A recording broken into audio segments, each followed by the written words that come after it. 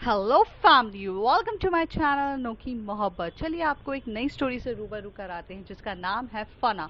फना एक vampire love story है जहां पर हमें ये देखना पड़ेगा कि वैम्पायर अपनी मोहब्बत को पाने के लिए कितनी ज़्यादा हदें पार करते हैं। तो आपका वक्त जायज़ न करते हुए हम पहले सीन की तरफ चलते हैं। रात का समय रहता है।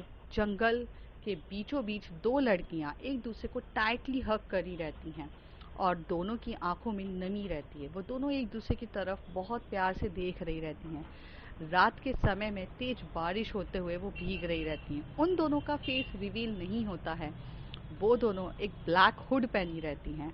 तभी एक लड़की उसके गालों पे हाथ रखते हुए कहती है कि हमने तो मोहब्बत कर ली है, अब उसका इंतकाम क्या होगा। तभी वो कहती है कि बहुत अब तो लड़ना ही पड़ेगा सबसे। और उतनी ही देर में 5 लोग उसके आजू बाजू आके खड़े हो जाते हैं। वो लोग भी ब्लैक हुड पहने हुए रहते हैं और खौर खाई नजरों से उनकी तरफ देख रहे रहते हैं और उनको एक दूसरे से अलग कर रहे रहते हैं। तभी वहां से एक लड़की आगे जाकर लड़ने के लिए तैयार हो जाती है।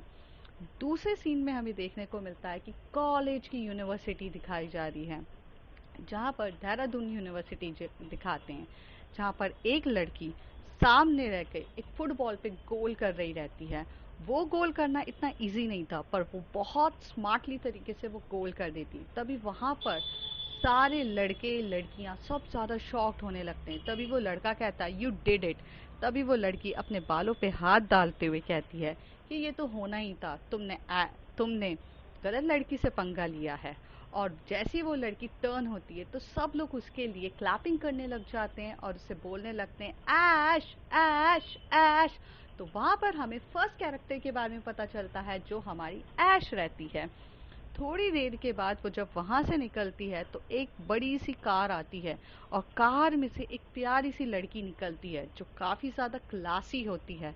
और वो जलते से ही जाकर ऐश को हग करती है और ऐश के चिक्स पे किस करते हुए बोलती है babe you did it, I know you can did it. और वो बहुत प्यार से उसकी तरफ स्माइल करती है। तो यहाँ हमें दूसरे कैरेक्टर के बारे में पता चलता है जिसका नाम एलसी रहता है।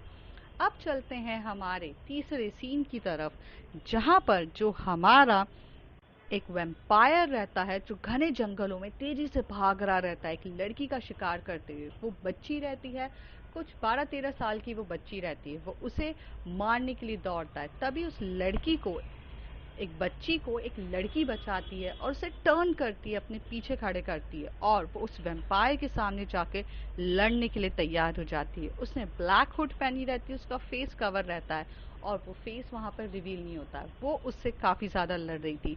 उस सीन से देख के पता चलता है कि वो दोनों काफ़ी ज़्यादा पावरफुल लड़ाई लड़ते हैं और वो उसे मारकर एकदम से जंगल की तरफ गिरा देती है। पेड़ से लगकर वो गिर जाता है।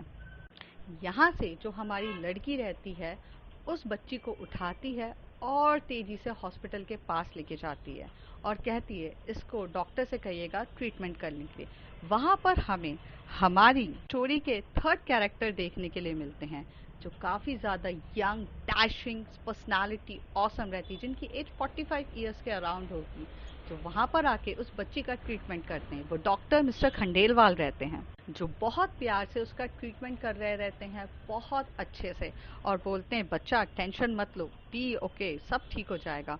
उनके बाजू में से आकर एक जन खड़ा होता है और वो कहता है क्या हुआ है बच्चे को। और वहाँ हमें पता चलता है हमारे फोर्थ कैरेक्टर के बारे में जो मिस्टर जॉन रहते हैं। जो काफ़ी ज़्यादा हैंडसम एकदम डैशिंग पर्सनालिटी रहते हैं। वो पुलिस इंस्पेक्टर रहते हैं और जो यहाँ पर इन्वेस्टिगेट करने को आते हैं। चौथे सीन की तरफ हम देखते हैं कि रात का टाइम रहता है। घने जंगलों में दो दो लोग एक दूसरे से काफ़ी ज़्यादा लड़ाई कर रहे रहते हैं। वहाँ पर एक फीमेल लड़की दूसरे वैम्पायर से लड़ रही रहती है। वो एक वैम्पायर दूसरे वैम्पायर से काफ़ी ज़्यादा लड़ रहा रहता है और उनका फेस रिवील नहीं होता है। वो काफ़ी ज़्यादा लड़ रहे रहते हैं, जहाँ पर जो फीमेल वैम्पायर रहती है वो खतरे में आ जाती है और जिनकी ऑलमोस्ट उसकी लाइफ एंड होने वाली रहती है।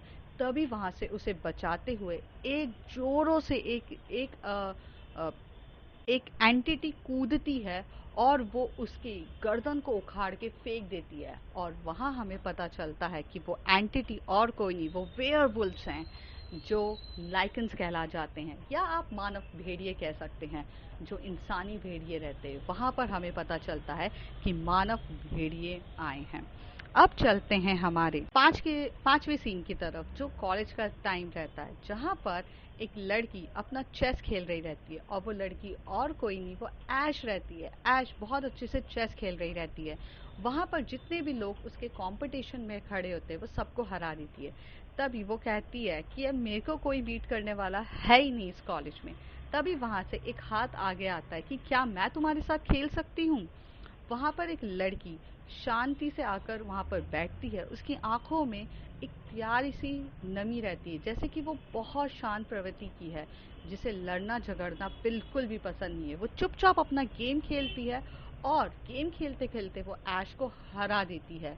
तभी ये लड़की ऐश जो होती है, वो वहाँ पे कई नसों से उसकी तरफ घूरते हुए देखने लगती है। पर वहाँ पर वो लड़की उसे इन रिटर्न बहुत प्यार से ग्रीट करते हुए, स्माइल करते हुए चली जाती है। तभी एल्सी आकर बोलती, ये कौन है। तो तब ये ऐश बोलती है, मुझे नहीं पता, पर इसके बारे में पता करो। तो वहाँ पर हमें अपनी पांचवें कैरेक्टर के बारे में पता चलता है, और वो पांचवा कैरेक्टर एल्सी होती है। पांचवा कैरेक्टर लूसी रहती है, जो बहुत ज़्यादा dashing, sweet personality, simple living standard की रहती है, जो बहुत ज़्यादा पोलाइट रहती है, जो बहुत प्यार से सबसे बात करती है, जिसकी आंखों में प्यार ही झलकता रहता है। अब चलते हैं सातवें सीन की तरफ। मून लाइट रहती है, मतलब उस दिन चांद अपने फुल मून पर था, मतलब उस दिन पूर्णिमा की रात थी। पूर्णिमा की रात के टाइम हमें देखने को मिलता है कि जहाँ पर दो लाइकन्स एक दूसरे से लड़ रहे रहते हैं। यहाँ पर दो लाइकन एक दूसरे से बहुत गंदे तरीके से लड़ रहे रहते हैं, एक दूसरे को मार रहे रहते हैं। और दूसरी तरफ वहाँ पर एक फीमेल वैम्पायर ये सब देखकर शॉक्ड हो रही रहती है। वो चुपचाप वहाँ पर बैठी हुई पेड़ के नीचे बैठ के ये सब चीज़ें देख रही रहती है। अब चलते हैं आठवें सीन की तरफ, जहाँ पर कॉलेज का सीन दिखाया जाता है। ऐश और एल्सी साथ में बैठे हुए रहते हैं, और लूसी एक कोने पे जाकर बैठी रहती है, जहाँ पर जो ऐश रहती है वो पुलिंग ऑफ लेग कर रही रहती है लूसी को काफ़ी ज़्यादा परेशान कर रही रहती है। पर लूसी उसका स्माइल करते हुए ऐश की तरफ जवाब दे रही रहती है, वो कुछ भी रिएक्ट नहीं करती है। चलते हैं 90वें सीन की तरफ, जहाँ पर कॉलेज में क्लासरूम दिखाया जाता है, जहाँ पर ऐश एल्सी के साथ काफ़ी ज़्यादा बातें कर रही थी, और लूसी बहुत ज़्यादा तंग हो चुकी थी, क्योंकि उसको लोग इतने ज़्यादा परेशान कर रहे रहते हैं। तभी गेट खुलता है, और वहाँ से एक लड़की आती है। वो बहुत सुंदर सी लड़की रहती है, जिसने वन पीस पहना रहता है, मतलब एक फ्रॉक टाइप की उसकी ड्रेस रहती है। जब वो चलती है, वाइट कलर की ड्रेस पहनी रहती है। जब वो चलती है तो उसकी बॉडी की लैंग्वेज बहुत ज़्यादा एलिगेंट होती है। जैसी वो चलती है तो सब उसे देखकर काफ़ी ज़्यादा शॉक्ड होने लग जाते हैं, और देख के काफ़ी ज़्यादा अलग सा फील करने लगते हैं। ऐश की नज़र तो उस लड़की से हटती ही नहीं है, क्योंकि वो इतनी ज़्यादा ब्यूटीफुल रहती है। ऐश बस घूरते हुए उसे देख ही रही रहती है, और ये उम्मीद में बैठती है कि वो लड़की उसके बाजू में आकर बैठेगी। पर वो लड़की उन दोनों को इग्नोर करती है, मतलब ऐश और एल्सी को इग्नोर करते हुए वो लड़की जाकर लूसी के बाजू में बैठती है। लूसी भी शॉक तरीके से उस लड़की की तरफ देखने लगती है, और यहाँ पर हमें अपनी स्टोरी का सिक्स्थ कैरेक्टर के बारे में पता चलता है, जो हमारी लूना रहती है। तो अब फ्रेंड्स जानते हैं इस स्टोरी में और क्या धमाल होने वाला है। ये सब जानने के लिए आपको मेरे साथ ये स्टोरी देखनी पड़ेगी, जिसका नाम है फना द वैम्पायर लव स्टोरी।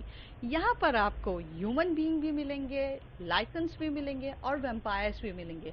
अब आपको जानना है कि इन चारों, पांचों, छठवें कैरेक्टर्स में से कौन वैम्पायर है, कौन ह्यूमन है, और कौन लाइकन्स है, और ये लव स्टोरी अपने लेवल को कितने हाई अप तरीके से करती है। ये सब जानने के लिए बने रहिए। आई होप ये टीज़र आपको अच्छा लगा हो, और ये छोटा सा आपको एक टीज़र देने की मेरी पॉडकास्ट के थ्रू आपको बताने की एक कोशिश थी। I hope you like it, और कमेंट सेक्शन में बताइए कि आपको कैसा लगा है, और जितने हो सके उतने कमेंट करिए। तब तक के लिए bye bye, take care. If you like my story, like, share and subscribe.